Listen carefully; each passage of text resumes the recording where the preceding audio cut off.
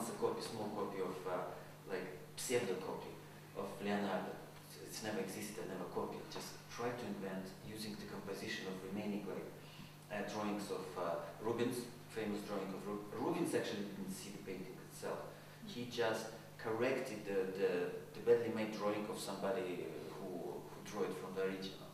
So in this case, I'm like a Rubens, tried like to be like a Rubens, like drawing something that I've never seen and trying to make it like a copy and creating it like a series or line of works with the recognized composition, but completely different, color-wise, technically, and so on. So in this case, I just kind of enjoyed this battle of black, dark. I took it like, for example, in some way, if you put together, like you see those paintings. One is light blue, yellowish ochre, with lots of colors, and then darkish, more sort of aggressive painting of Leonardo with lively. So there was sort of clash between composition and colors, ideas of the colors and so on, and even materials. Some you could see even yes, it's like on closer inspection collage. You can see the collage and the effect. It seems also that you, the work is kind of often labelled by people who write about your work as the absurd. We've talked about the notion of the absurd in relation to the everyday world, how people inhabit the world. There's caricature. Sometimes they've been called crude or even contradictory. In a poem I read, it said by Ng Vai Ming, he said in pretentiously prosperous world, a pretentiously prosperous world. Yeah. I mean, is this always something in your mind when you're thinking about her?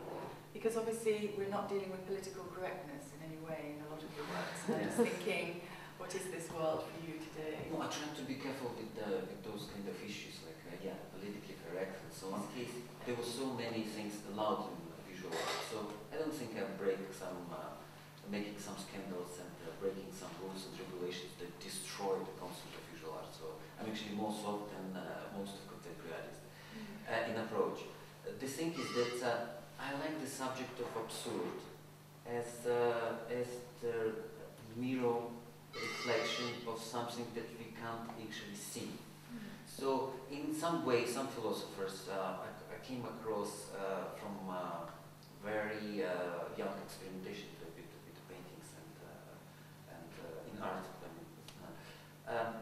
If you want to understand something and in an easy way, you just increase it up to absurd. So absurd helps you to see the real face of the real situation. So in this case, I like the idea of absurd to destroy the question, the idea of the question mark.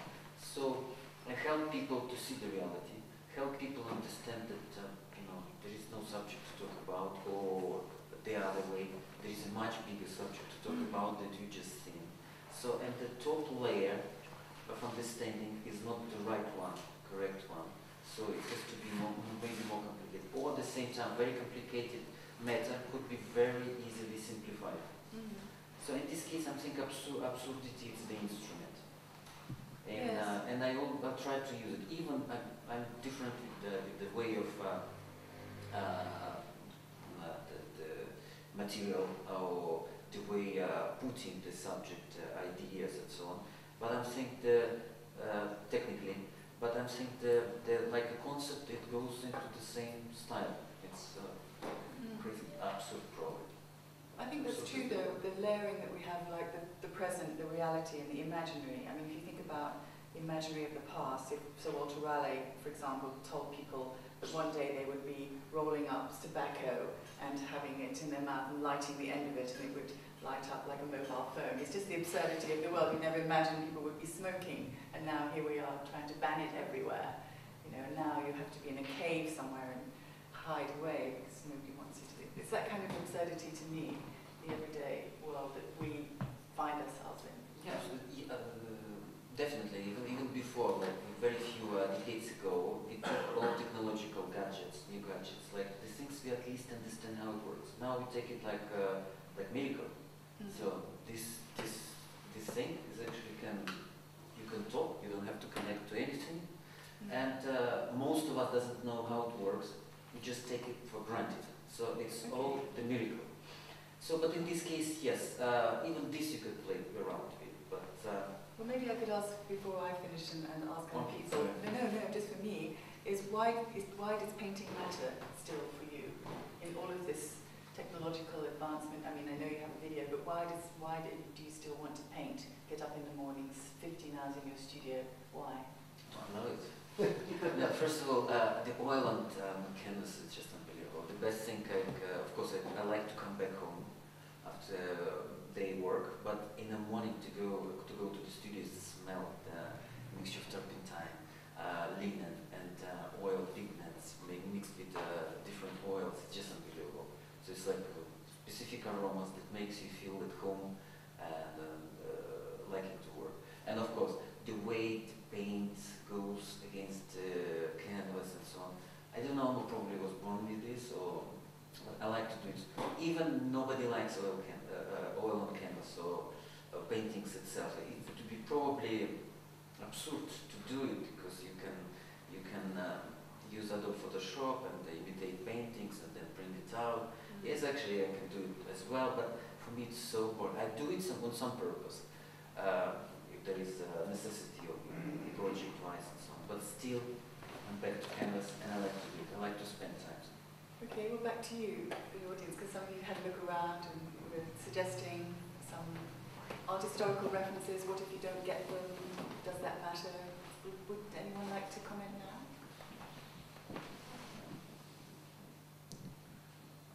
Well, it's easy. I mean, I'd like to know, what's the Chinese on the side? This is very famous Chinese poet. I do some calligraphy, and calligraphy is also copying. So all calligraphers, they copying the original thing. So this is a very famous general writing the sort of poetic order to one of his other generals, like what to do. Right. So in this case, it's absurd to put it, but I actually liked it. I put sometimes Chinese, not here, because this is like a series of not very much Asia-related subjects, but I'm inspired a lot with the things around Macau, Hong Kong, and I use a lot of calligraphy. But if people don't know your references to classical, although they can see them, what do you answer to that? If you don't get the joke, you've got to be in the know. You've got to know your art history in order to know what you're playing with. So I'm just wondering, if people don't, what do you say? It's Umberto Eco, a better answer to this question. So you have your language, you understand. You just focus on it. There will be 5, 10 people to understand you anyway. So don't make it too like pop culture works, concept of pop culture. Everyone should understand that. No, I don't think so. I'm quite happy if somebody read it and like, Sikatrova, wow, very good.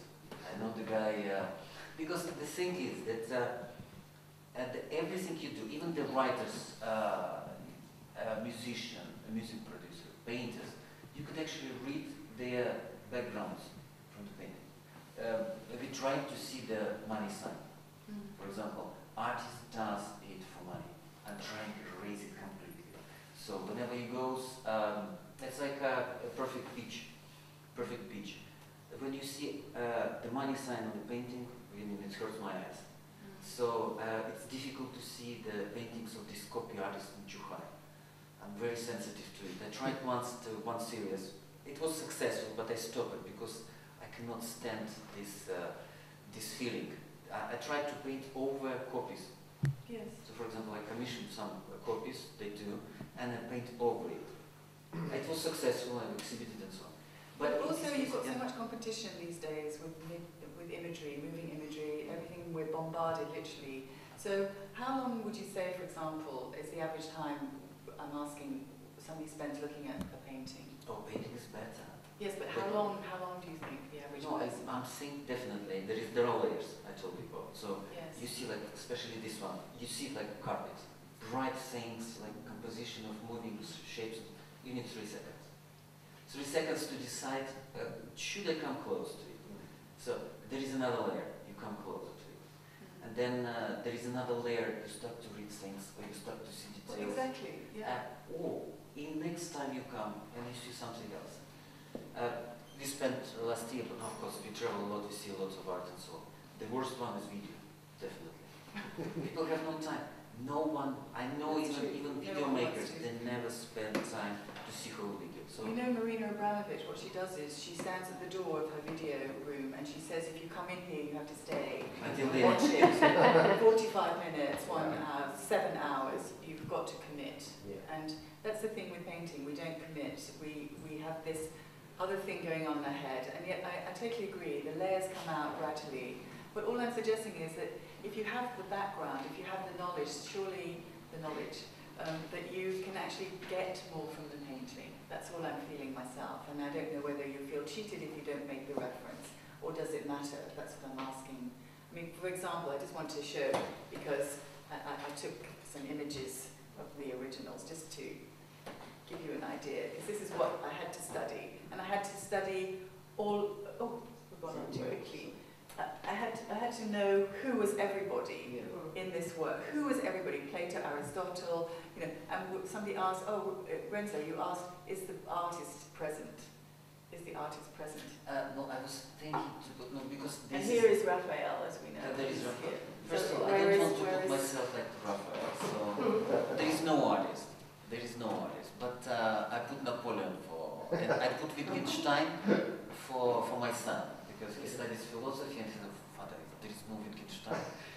Well, because he was preparing the exams in the same, in my studio. So he liked the studio for researches and so on, and I was painting it. So. But it's actually interesting that in between the stanzas in the room, because there's 4 of them, and this is one of the main ones, but there are literally putti, naked figures flying with scrolls talking about different Sikh causes of knowledge and different references. So in some ways, your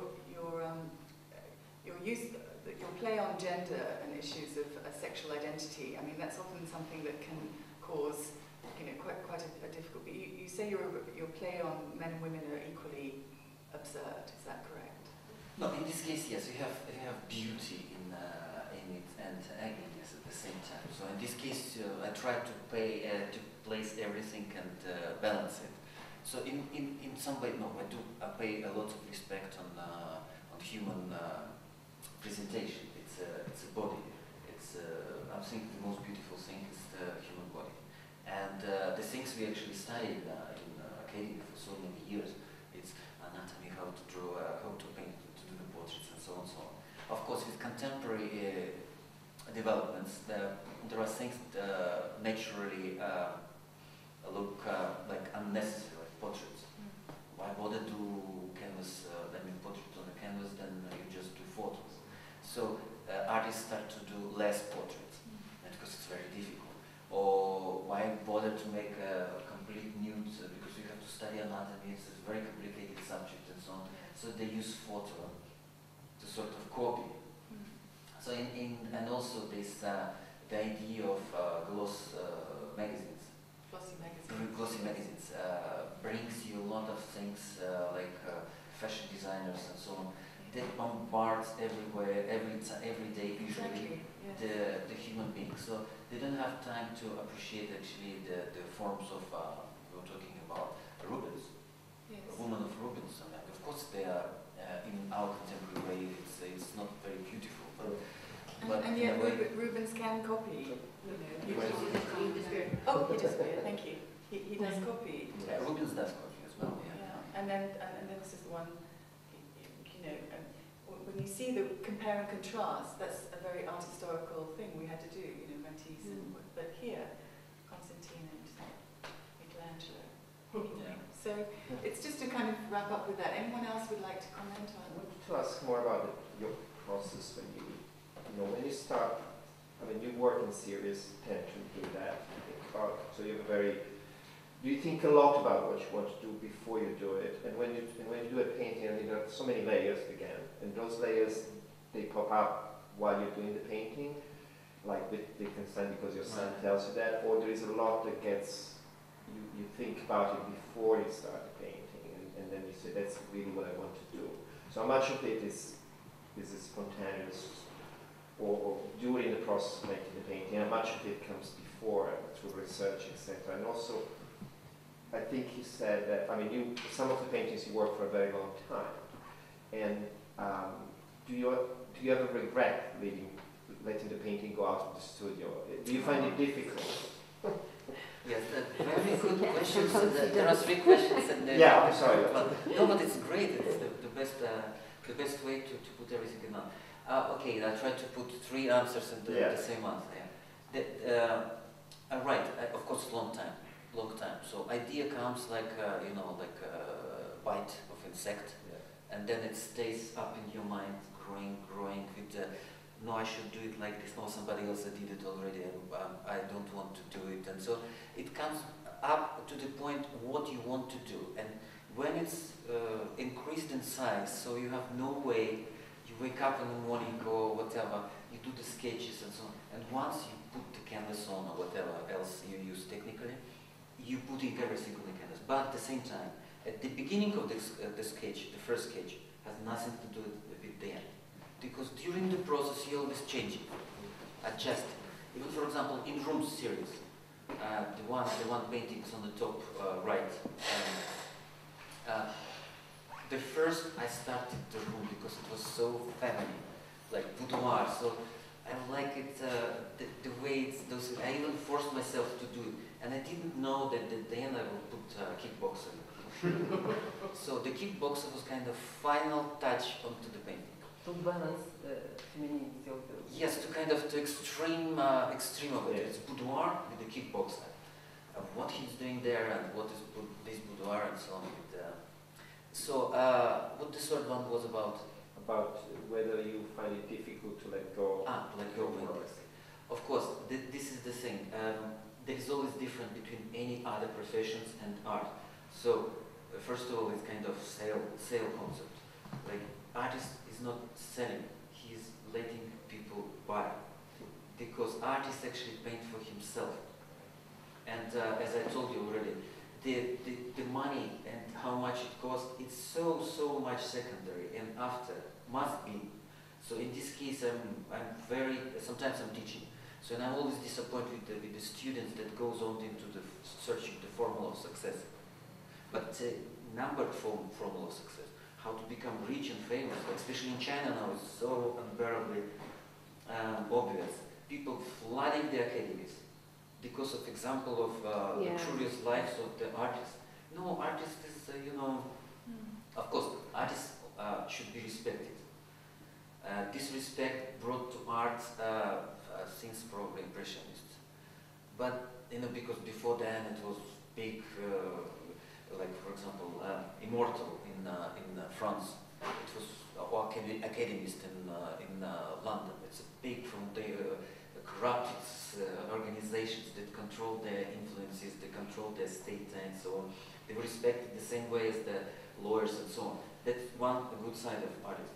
But now we are like, like crafters, like carpenters, like controlled by the curators and museum directors and so on.